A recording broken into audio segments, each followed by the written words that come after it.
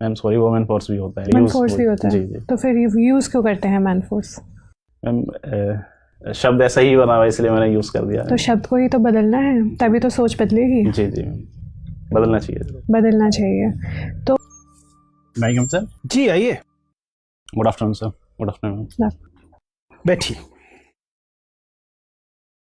Thank you sir. ये mister Firoz Alam. जी और फिरोज आलम जी। जे है कि जेड है, ज है कि ज है? सर जेड आना चाहिए था, लेकिन बाई मिस्टेक फैमिली की तरफ से होगी थी शुरू में, उसकी वजह से सर जे है। मैं इसको फिर अब जे ही लिखता हूँ सर। चलिए, आप तो पुलिस में, मुझे बताइए अगर आप अपना नाम बदलना चाहें तो प्रक्रिया क्या है? सर यूनिवर्सिटी से बदलवाना पड़ेगा अगर प्रॉपर चैनल। यूनिवर्सिटी से क्यों बदलवाना पड़ेगा? यूनिवर्सिटी से तो विद्यार्थियों को बदलवाना पड़ता है। सर फिर मार्कशीट वगैरह में बदलवाना पड़ेगा ना पूरी तरीके से। अच्छा। शायद यही होगा। शायद है, आपको निश्चित तौर पे नहीं पता है। तो फिरोज, आप, मैं देख पा रहा हूँ कि मूलतः उत्तर प्रदेश से, ठीक है, जबकि अभी फिलहाल आप दिल्ली में हैं और आप दिल्ली पुलिस में एक कांस्टेबल हैं। आपने हिंदी साहित्य विषय लिया है। ये सब वे जानकारी हैं जो मेरे पास मौजूद है। जी। आप इन जानकारियों में कुछ इजाफा करना चाहेंगे, कुछ बढ़ाना चाहेंगे कि जो आप चाहते हैं कि बोर्ड मेंबर्स को पता लगे? सर जो जॉब है मेरी सर 2010 से है मैं दिल्ली पुलिस में, और जो ग्रेजुएशन मैंने करी है सर वो हिस्ट्री, पॉलिटी और इकोनॉमी से करी है। उसके बाद मैंने पोस्ट ग्रेजुएशन इकोनॉमिक्स उसमें हिंदी लिटरेचर में करा है सर। अच्छा, तो हिंदी साहित्य आपका मूलतः विषय है, पुलिस बल में आप लगातार हैं। जी। चलिए, तो साहित्य पे थोड़ी बातचीत करते हैं, उसके बाद फिर मेरे कलीग साहब से बातचीत करेंगे। मुझे बताइए कि अगर हम प्रेमचंद पे थोड़ी देर रुके हैं, तो प्रेमचंद पुलिस को लेकर या पुलिस बल को लेकर अपनी कहानियों या उपन्यासों में क्या राय रखते हैं? सर उनकी एक कहानी है ईदगाह, उसमें सर एक बच्चा हामिद है, वो अपने फ्रेंड सर्कल में बात करते हुए जिक्र करते हैं पुलिस का कि अरे जनाब आप नहीं जानते, पुलिस वाले ही हैं जो रात में चोरी कराते हैं। और सेकंड सर जब गोदान को हम पढ़ते हैं तो उसमें भी एक जगह जिक्र आता है कि धनिया जो हैं वो पुलिस वालों से इसलिए लड़ रही हैं कि पुलिस वाले मिलकर पंचायत के साथ में रिश्वत मांग रहे हैं उनसे। ठीक है, तो कुछ ऐसा जिक्र करा है मतलब प्रेमचंद ने सर। तो प्रेमचंद के कथा साहित्य में जो पुलिस का रूप दिखाई देता है, जाहिर है कॉलोनियल पीरियड की पुलिस है, अंडरपेड पुलिस थी, पुलिस रिफॉर्म्स नहीं हुए थे, तो प्रेमचंद के पास ऐसा मानने की वजह मौजूद थी समाज में। लेकिन आपको लगता है कि खासतौर से उत्तर प्रदेश की अगर हम बात करें तो वहाँ छवि में कुछ खास बदलाव हुआ है, या अभी भी पुलिस वही है जिसके बारे में लोगों की राय है कि रात को चोरी कराते हैं और सुबह पुलिस पकड़ने का अभिनय करते हैं? जी सर, उस समय से तो सर काफ़ी बदलाव हुआ है यूपी पुलिस में भी। आज के समय जो यंग जनरेशन स्पेशली जा रही है वो उनका कम्युनिकेशन स्किल अच्छा होता है, और जो करप्शन के प्रति उनका इतना ज़्यादा रुझान नहीं है यूपी पुलिस में, और वो काफ़ी सेंसिटिव होते हैं जेंडर, कास्ट या कम्युनल को लेके यूपी पुलिस में भी सर देखा गया ये चीज़। ठीक है सर। फिरोज, आप काफ़ी लंबे समय से काम कर रहे हैं एज ए कांस्टेबल। आप आईपीएस क्यों नहीं बनना चाहते? आईएएस को फर्स्ट प्रेफरेंस क्यों दिया आपने? निश्चित रूप से सर मैं आईपीएस चुनता तो मैं बेहतर काम कर पाता, लेकिन सर आईएएस में कार्य विविधता को देखते हुए मैंने सर इसलिए इसको चुना, क्योंकि मेरे पास ऑप्शन भी था चूज करने का, इसलिए मैंने सर मुझे लगता है 9-10 साल से आप इस सर्विस पे हैं जी, और इस सर्विस को बहुत बारीकी से आपने देखा होगा। अगर ये 10 साल का अनुभव सोचिए, आपने बहुत करीब से देखा होगा कि कहाँ करप्शन होता है, कहाँ मैं आईपीएस बन के दूर कर सकता हूँ, या मतलब कैसे ज़्यादा एफिशिएंट बना सकता हूँ, तो फिर आईपीएस क्यों नहीं बन रहे हैं मतलब आप? सर आज के समय में सर मल्टी डायमेंशनल वर्ड है, अगर मैंने वहाँ से अनुभव लिया है तो मैं किसी भी जगह उसका यूज़ कर सकता हूँ। मैं वही कहना चाह रहा हूँ जी कि स्पेसिफिकली आप किसी एक जगह बहुत बढ़िया काम करना चाहते हैं, क्यों आप अपने को हर जगह बिखेरना चाह रहे हैं? सर जो मुझे अनुभव यहाँ से मिला है कि करप्शन और किस प्रकार करते हैं, पब्लिक डीलिंग किस प्रकार सकते हैं, लीडरशिप क्वालिटी जो मैंने अपने एसीपी डीसीपीज की देखी है। अच्छा, एफआईआर और एनसीआर में डिफरेंस क्या होता है? जी सर, एनसीआर जो होता है वो नॉन कॉग्निजेबल ऑफेंस के लिए होती है एनसीआर, और जो एफआईआर होती है सर वो कॉग्निजेबल ऑफेंस के लिए होती है। क्या डिफरेंस होता है कॉग्निजेबल और नॉन कॉग्निजेबल में? सर कॉग्निजेबल ऑफेंस होते हैं जैसे रेप, मर्डर, हत्या, जो गंभीर अपराध होते हैं, और जो छोटे मोटे अपराध होते हैं सर जैसे गंभीर या संज्ञेय? हाँ, संज्ञेय अपराध सर। दोनों में अंतर आप कर पा रहे हैं? जी कर पा रहे हैं अंतर आप मतलब? जी जी। थैंक। फिरोज, आप पिलखुआ से आते हैं, पिलखुआ हापुड़ है ना जी। वहाँ से कोई हिंदी के चर्चित नाम कौन है? सर कुमार विश्वास जी हैं वहाँ से। उनको आप कवि मानते हैं? हाँ सर, कवि मानता हूँ। किस मतलब हिंदी लिटरेचर के आप स्टूडेंट हैं, किस क्राइटेरिया पे वो कवि हैं? सर मैं उनको मंचे कवि मानता हूँ सर। मंची कवि मानते हैं, साहित्यिक कवि ऐसे नहीं मानते जिनको पाठ्य पुस्तक में रखा जाए? हाँ, मैं मंचे कवि मानता हूँ उनको, श्रृंगार रस के मंचे उनकी कोई किताब आपने पढ़ी है? नहीं सर, किताब नहीं पढ़ी, बाकी बस 2 किताब उन्होंने लिखी हैं, उनको सुना है और देखा है, बस पढ़ी नहीं मैंने। आप उनसे प्रभावित भी रहते हैं? कुछ मायनों में मैं प्रभावित हूँ। किस मायने में? सर उनकी जो जिंदा दिली है स्पेशली, मैं उससे काफ़ी प्रभावित हूँ। अच्छा, जिंदा दिली स्टेज पर जो दिखती है उनकी, वही ना? हाँ, स्टेज पे भी, और शायद मुझे लगता है कि जब वो अपनी लाइफ, जैसे अभी उनके पे एपिसोड बने थे, पिलखुआ में शूट हुए थे वे, उसमें भी काफ़ी मुझे लगा कि हाँ, से सीखने का बहुत कुछ है उनसे हमारे पास। ठीक है, हम लोग आते हैं विषय वस्तु पर। ये बताइए कि मेरठ के इलाके में गन्ना ज़्यादा उगाया जाता है, ऐसी कौन सी भौगोलिक परिस्थितियां हैं जिससे मेरठ गन्ने के लिए ज़्यादा उपजाऊ हो जाता है? सर गन्ने के लिए एक तो मृदा उपजाऊ चाहिए, सेकंड तो सिंचाई की व्यवस्था प्रॉपर चाहिए, थर्ड जो चाहिए वो तो ठीक है, लेकिन मेरठ में क्या क्या है इसमें से? सर एक तो गन्ना मिल्स आसपास काफ़ी ज़्यादा हैं, इसलिए तो गन्ना मिल तो इसलिए है क्योंकि गन्ना है ज़्यादा। जी जी। हाँ, गन्ना क्यों है? सर उपज गन्ने की पैदा करने के लिए जो भौगोलिक परिस्थितियाँ चाहिए सर, वो अनुकूल हैं वहाँ पर। तो ये मेरठ में अनुकूल है, उत्तर प्रदेश में और कहीं अनुकूल नहीं है? नहीं सर, उत्तर प्रदेश में और जगह भी हैं सर गन्ने की, पूर्वी यूपी में भी होता है गन्ना, इतनी तादाद पर नहीं होता जितनी डेंसिटी यहाँ पर तो है। यही तो कारण मैं पूछना चाह रहा हूँ आपसे। अच्छा ठीक है, ये बताइए कि दिल्ली के आसपास जो इंडस्ट्री आप देखते हैं, किस तरह की इंडस्ट्री है ये? सर एमएसएमई सेक्टर ज़्यादा है इधर, arrow information technology, IT sector ज़्यादा है सर आसपास में। क्या कारण है आईटी सेक्टर का दिल्ली में होने का, क्या कारण है? सर इजीली जो मैन फोर्स है वो अवेलेबल हो जाती है, और लाइट व्यवस्था, इंफ्रास्ट्रक्चर। आपको लगता है कि आईटी इंडस्ट्री के लिए मैन फोर्स का होना एक आवश्यक शर्त है? सर स्किल मैन फोर्स तो चाहिए ही। वो तो इंडस्ट्री जहाँ रहेगी मैन फोर्स तो वहाँ जाएंगे, सॉफ्टवेयर कंपनी का तो नियम यही है। एनसीआर में सर जो रूल्स हैं, सबसे अधिक मैन फोर्स तो बिहार और उत्तर प्रदेश से जाते हैं इंजीनियर बन के जी, लेकिन कंपनियां तो बेंगलोर में होती हैं जी। फिर सर गवर्नमेंट की कुछ पॉलिसीज भी हैं एनसीआर में, तो क्या है? एनसीआर की डेवलपमेंट को लेके कुछ टैक्स आईटी इंडस्ट्री के लिए क्या पॉलिसी है? सर एग्जैक्ट उसके बारे में पता नहीं। फिरोज, अभी जब आप सर से बात कर रहे थे तो मैन फोर्स यूज़ हो रहा है, वुमेन फोर्स नहीं होता? मैम सॉरी, वुमेन फोर्स भी होता है, लेकिन वुमेन फोर्स भी होता है। जी जी। तो फिर यूज़ क्यों करते हैं मैन फोर्स? मैम शब्द ऐसा ही बना हुआ इसलिए मैंने यूज़ कर दिया। तो शब्द को ही तो बदलना है, तभी तो सोच बदलेगी। जी जी, बदलना चाहिए। बदलना चाहिए। तो मुझे बताइए कि आप इस्लामिक कम्युनिटी से आते हैं, उस कम्युनिटी में वुमेन का स्टेटस कैसा है? मैम लिटरेसी रेट काफ़ी कम है वुमेन का, और जो पूंजी की जो मालिक हैं वो भी काफ़ी कम है वुमेन, और जो सोशली या इकोनॉमिकली काफ़ी वीक स्टेटस है उनका।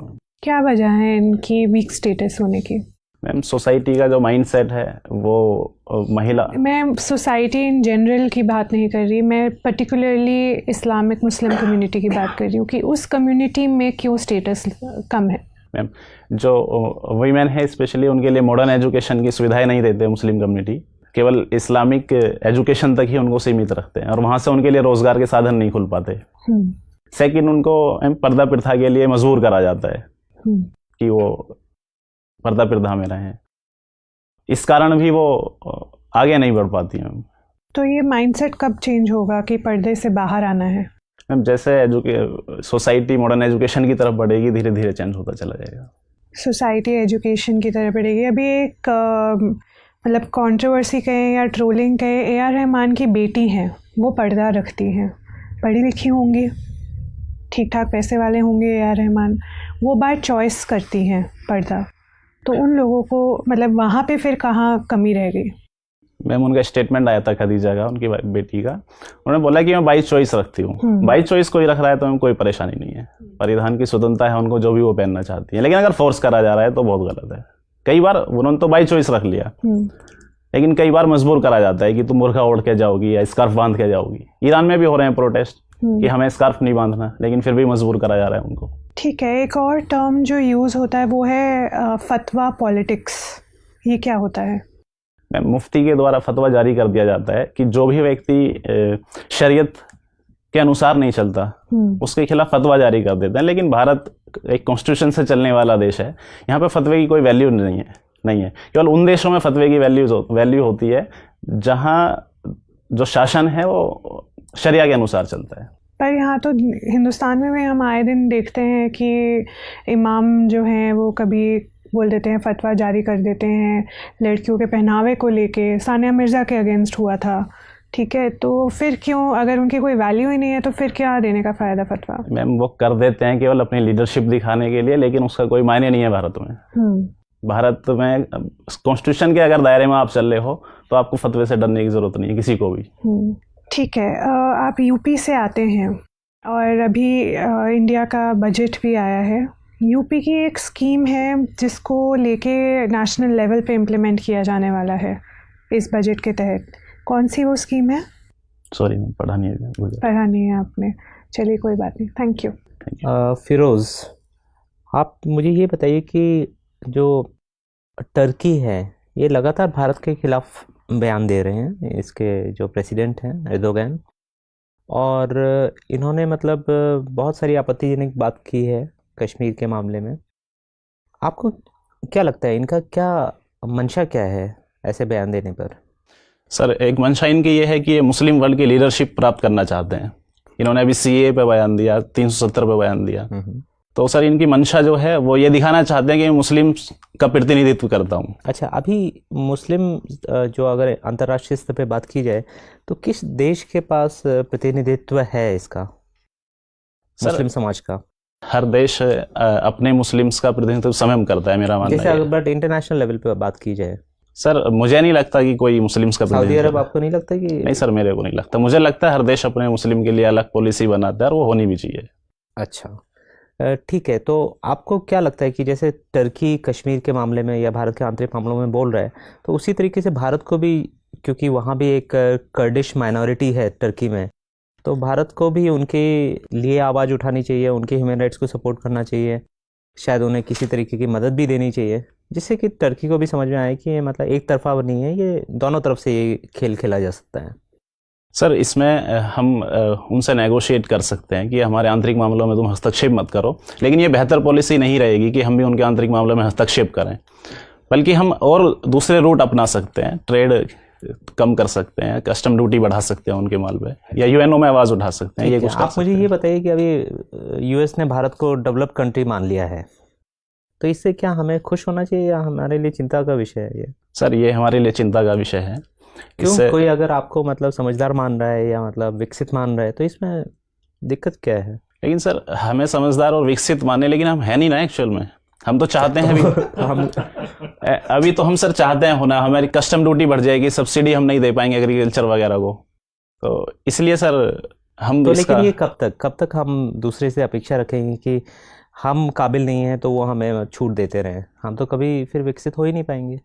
सर, निश्चित रूप से हम विकसित हो जाएंगे थोड़े समय बाद, लेकिन जब तक हमारी पर कैपिटा इनकम नहीं बढ़ जाती, जीडीपी हमारी बहुत अच्छे स्तर पर नहीं पहुंच जाती, या एग्रीकल्चर सेक्टर हमारा, तो हमें मतलब क्या यूएस से रिक्वेस्ट करनी चाहिए या हमें अपना को विकसित करने के ऊपर ध्यान देना चाहिए? बिल्कुल सर, विकसित करने के ऊपर ध्यान देना चाहिए हमें अपने। ठीक है, आप मुझे ये बताइए कि एंड टू एंड एन्क्रिप्शन क्या होता है? Sir, end to end encryption में जो इन्फॉर्मेशन होती है सेंडर और रिसीवर के पास होती है, बीच में उसको कोई क्रैक नहीं कर सकता। अच्छा, आप तो पुलिस में हैं, इससे नुकसान क्या है? इससे सर नुकसान ये है कि जो हमारी इंटेलिजेंस एजेंसीज हैं वो इन्फॉर्मेशन को इजीली कलेक्ट नहीं कर पाएंगी। जैसे अभी फेसबुक है या व्हाट्सएप है, उनकी इन्फॉर्मेशन के लिए हमें डिमांड करनी है। रोक देना चाहिए, मतलब क्या, किस तरफ है आप? ये एंड टू एंड एन्क्रिप्शन को अलाउ करना चाहिए या इसको रोक देना चाहिए? नहीं सर, अलाउ करना चाहिए, लेकिन थोड़ी सी परमिशन होनी चाहिए इंटेलिजेंस एजेंसी के पास में कुछ इश्यूज को, कुछ कंडीशंस में। ठीक है, अच्छा मुझे ये बताइए कि क्या बेल एक अधिकार है? सर, कुछ मामलों में राइट्स है ये। अच्छा, मेरा आखिरी सवाल आपसे ये है कि पुलिस का अत्याचार या पुलिस पर अत्याचार, इनमें से कौन सी चीज़ पे कम ध्यान दिया जाता है? सर, दोनों ही चीज़ पे ध्यान दिया जा रहा है वैसे तो, लेकिन ज़्यादा ध्यान इस पे दिया जाता है कि जो पुलिस अत्याचार करती है, लेकिन जो पुलिस पे अत्याचार होते हैं उसको। फिरोज, मैं आपकी सर्विस चॉइसेस को समझने की कोशिश कर रहा हूँ। आपने लिखा कि आपको घर परिवार के साथ समय बिताना अच्छा लगता है, तो शायद ये एक वजह रही होगी जिससे कि आपने फॉरेन सर्विसेज को इतनी कम महत्व दिया है, जबकि देश की कुछ सबसे प्रतिष्ठित सेवाओं में से है। लेकिन अगर यह सिद्धांत भी माना जाए तो फिर ये नहीं समझ में आता कि आप अंडमान निकोबार सर्विस को तो इतना ऊपर महत्व दे रहे हैं कि आपने सारी सेंट्रल सर्विसेज को छोड़कर इस ग्रुप बी सर्विस को वरीयता दी है। आप इतने कॉम्प्लिकेटेड निर्णय प्रक्रिया को क्यों अपना रहे हैं? सर, इसका कारण फैमिली नहीं था। जो जिस क्राइटेरिया पे मैंने इसको पीछे रखा उसका एक कारण ये था कि जो प्रतिनिधित्व देश का करने के लिए फ्लुएंट इंग्लिश चाहिए, मुझे अपने बैकग्राउंड से और अभी तक के स्टडी करने के बावजूद ये महसूस हुआ। दुनिया के कितने देश अंग्रेजी बोलते हैं? आपको जिन देशों में स्थापित किया जाएगा वहाँ अंग्रेजी भाषा होगी तो जरूरी नहीं है। आधी दुनिया तो स्पेनिश और फ्रेंच के भरोसे चलती है, वो तो किसी को नहीं आती भारत। दूसरा कारण सर इसमें ये भी रहा, जब मैं इसको 15 नंबर पर मैंने इसको भरा, कि जब मेरे पास ऑप्शन है ऑलरेडी देश में ही काम करने का अपने ही देश के लिए। फिर आपने डेनिक्स क्यों भरा? वो तो आपको अंडमान निकोबार पर टक देंगे। पिलखुआ वालों को तो स्पेलिंग करने में भी दिक्कत होगी। देश ही तो अंडमान निकोबार भी, चाहे कितनी दूर सही, अपने देश में ही तो काम कर रहे हैं हम। तो फिर आपने ग्रुप बी सर्विस को ग्रुप ए की सर्विस से ऊपर क्यों रखा? सर कुछ सर्विस ऐसी थी जो दिल्ली में इजीली अवेलेबल थी, मैंने कुछ इसलिए सर उनको ग्रुप बी को नहीं, लेकिन ऐसी कई सारी सर्विसेज जिनमें अधिकतर समय आपको दिल्ली में रहना होगा, उन्हें आपने नीचे रखा है। आर्मी हेडक्वार्टर सर्विसेज हैं या सेंट्रल सेक्रेटरीट की जो सर्विसेज हैं, उन सब में तो आप लगातार दिल्ली में रहते हैं, उन्हें भी आपने महत्व नहीं दिया। उसकी जगह पे आपने डेनिक्स जैसी सर्विस को रखा जो कि एक ग्रुप ही सर्विस है। सर डेनिक्स इसलिए रखा कि मैं ऑलरेडी पुलिस में काफी समय मैंने बिताया है। लेकिन आईपीएस के दौरान आपने इस तर्क को स्वीकार नहीं किया था। मैंने उसमें सर जब आईएएस के लिए मैंने फर्स्ट प्रेफरेंस थी, उसकी कार्य विविधता देखी, उसके बाद फिर सर सेकंड मैंने आईपीएस रखा, और आईआरएस रखने के बाद फिर मैंने सोचा कि मैं किसको रखूँ। फिर मेरे यहाँ पे कि मेरे 10 साल का वर्क एक्सपीरियंस मुझे काम आए, इसलिए मैंने दानिश को ऊपर रखा सर। आप बहुत कंफ्यूज हैं। फिरोज, आप ओबीसी हैं? EWS sir. ईडब्ल्यूएस है। अभी हाल में सरकार ने जो ये सीमा है आय की, इसे ओबीसी के मामले में बढ़ाने की बात की है, जबकि लगता ही है कि शायद ये और कम की जानी चाहिए थी। सुना है कि 11 से 12 लाख की आमदनी शामिल की जाएगी। जाहिर है कि फिर ईडब्ल्यूएस में भी की जाएगी। आपको क्या लगता है कि यह कदम एक सकारात्मक कदम है या यह है रिप्रेजेंटेशन को इलीट्स तक सीमित कर देगा?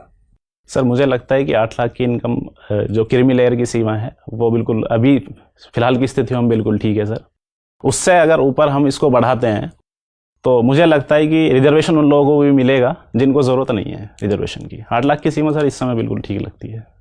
ठीक है, फिर आपसे बात करके अच्छा लगा। आप जा सकते हैं। Thank you. Thank you.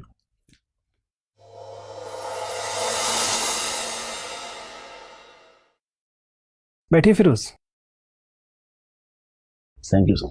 जी फिरोज, आपके हिसाब से दो चीज़ें बताइए। एक तो पिछले इंटरव्यू से आपके इंटरव्यू में जो चेंज है वो आपके हिसाब से कितना पॉजिटिव चेंज है, और दूसरा कौन से एरियाज अभी आपको लग रहे हैं कि सर अभी काम करना बाकी है? सर कंट्रोवर्शियल जो इश्यूज हैं उन पर सर मेरी अच्छा स्टैंड नहीं मुझे लगता अभी भी कि मैं बहुत अच्छा स्टैंड ले पा रहा हूँ।